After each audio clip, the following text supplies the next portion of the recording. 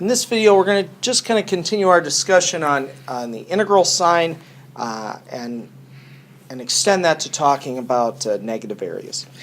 So the velocity of Miss Vernon is given by the following graph. What is Miss Vernon's total distance traveled? Well, let me kind of break this into some parts here. This first rectangle is 5 by 10, so 50. The second rectangle is 4 by 12 and a half, which is also 50. So Miss Vernon has walked 100, I guess, meters. That's a lot in 9 seconds. What is Miss Vernon's acceleration at time 2? Well, you recall acceleration is the derivative of velocity. So essentially we're asking, what's the slope of velocity, the velocity graph at time 2? Well, at time 2, the slope is 0. Okay? Now, I wanted to just say a couple of quick things about this graph. First of all, you'll notice that, we haven't done really any calculus yet. We're only doing kind of geometry, but your calculus mind should think, boy, this looks weird. If I were trying to do a derivative, this wouldn't fly. I would have just said, no, it's not going to work. Sorry, we can't find the tangent line. But we still were able to find the area. And that makes derivatives and integrals a little bit different from each other. Even when we start adding a calculus component to integrals, we still, or we get to look past some problems in differentiability and even continuity, and we're still able to find areas. And that really speaks to the geometric nature of integrals. And again, that's all we've been doing so far, but there is a calculus component coming, and I don't want you to lose sight of that. The other thing I just wanted to remind you of is that, we start off with a distance. That's how we start off. Remember, that's usually S of t is position. And then we wanted velocity. And velocity, if you recall, is just the derivative of position with respect to time. That's how we made that step. Of course, the next step down is acceleration. And to make that step, we did the derivative of velocity with respect to time. Of course, you could also say we did the second derivative of position. Okay. Well, what we're getting at here now is, how far did Miss Vernon travel? Well, we had velocity and we wanted to get back. So a derivative took us from position to velocity.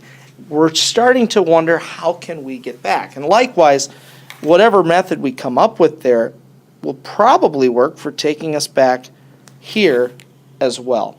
And we haven't really talked about how to do that yet, but I want you to start thinking about it because I think you can put those pieces together.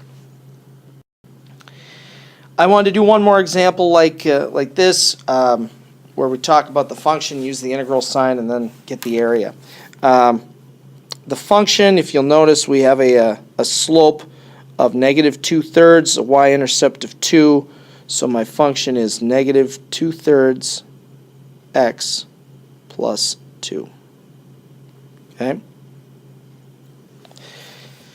So we're finding the area from negative 3 to 6, so we do the integral from negative 3 to 6 of negative 2/3 x plus 2. I don't have a lot of room here, but I'll fit the dx in.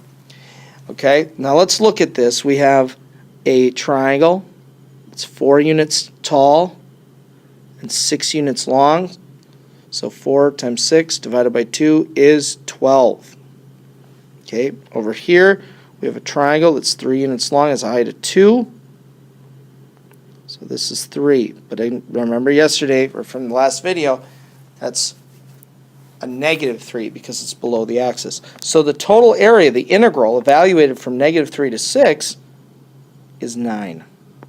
It's 12 plus negative 3. Okay.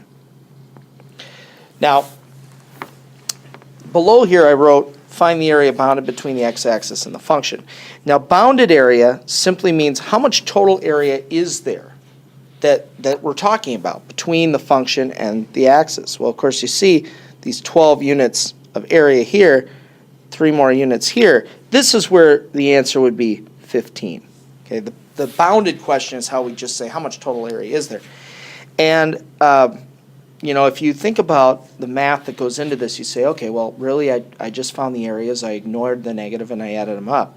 Well, that sounds an awful lot like absolute value, and in fact, that's the way we'd notate this. We'd say, well, we're doing the integral from -3 to 6 of the absolute value of the function. That's how we get 15.